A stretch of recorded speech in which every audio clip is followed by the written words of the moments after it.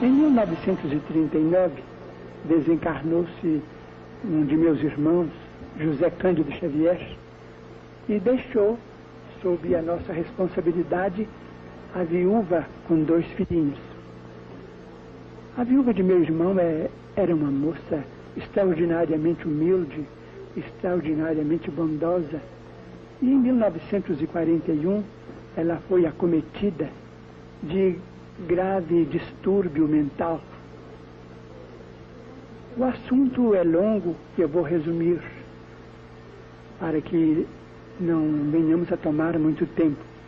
Depois de alguns meses em que a viúva de meu irmão, que sempre consideramos nossa irmã muito do coração, depois de alguns meses em que ela estava conosco, em casa doente, o caso agravou-se e foi preciso a internação numa casa de saúde mental, o que foi providenciado em Belo Horizonte com o auxílio de médicos amigos da cidade de meu nascimento, Pedro Leopoldo, perto da capital de Minas Gerais.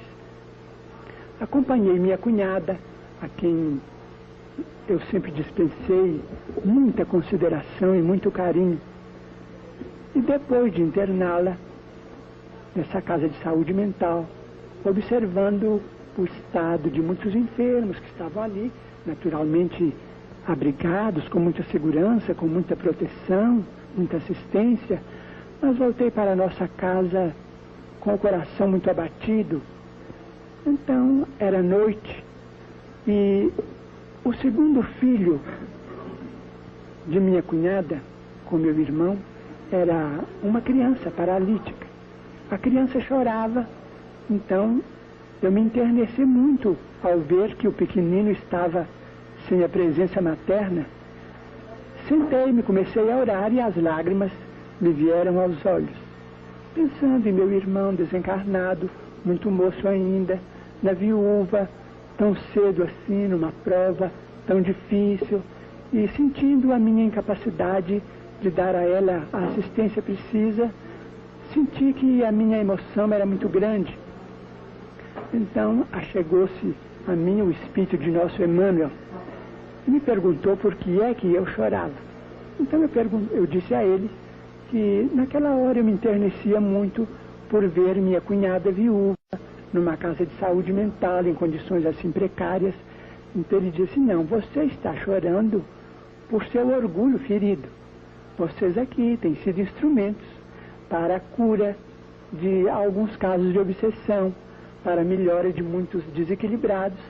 E quando aprove ao Senhor que a aprovação viesse debaixo do teto de vocês, você está com o coração amargurado, ferido, porque foi obrigado a recorrer à assistência médica, o que é muito natural, e uma casa de saúde mental, um sanatório, um hospício, é uma casa de Deus. Você não deve ficar assim. Então eu disse a ele que concordava com ele, mas que eu pedia a ele, como espírito benfeitor, que trouxesse a minha cunhada de volta ao lar, porque a criança, o segundo filho dela, era paralítico, e aquele choro da criança atestava a falta que o pequenino estava sentindo dela. Então ele disse que ela voltaria, mas aquele ela voltaria que ele disse podia ser depois de muito tempo, o que de fato só aconteceu depois de 2 anos. Então eu disse a ele: se eu queria que ela voltasse depressa, ele então me disse: imaginemos a Terra como sendo o palácio da justiça. Nós estamos aqui para rasgar o processo ou é para cumprir o processo? Então eu disse: estamos aqui para cumprir, né? Mas continuei chorando porque observei que o assunto era mais grave do que eu pensava. Então ele disse assim: por que você continua chorando? Eu então, querendo me agastar muito indevidamente, porque a minha atitude era desrespeitosa diante de um amigo espiritual tão grande e tão generoso, eu disse: eu estou chorando porque afinal de contas o senhor precisa saber que ela é minha irmã. Então ele disse assim: pois eu me admiro muito, porque antes dela você tinha lá dentro daquela casa 300 irmãs e eu nunca vi você ir lá chorar por nenhuma.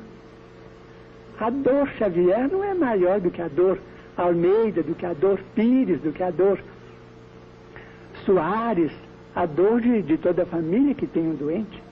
Se você então quer seguir a doutrina que você professa, ao invés de chorar por ela, você tome o lugar dela ao lado da criança que está doente, precisando de calor humano. Substitua a nossa irmã, que assim você vai exercer a fraternidade.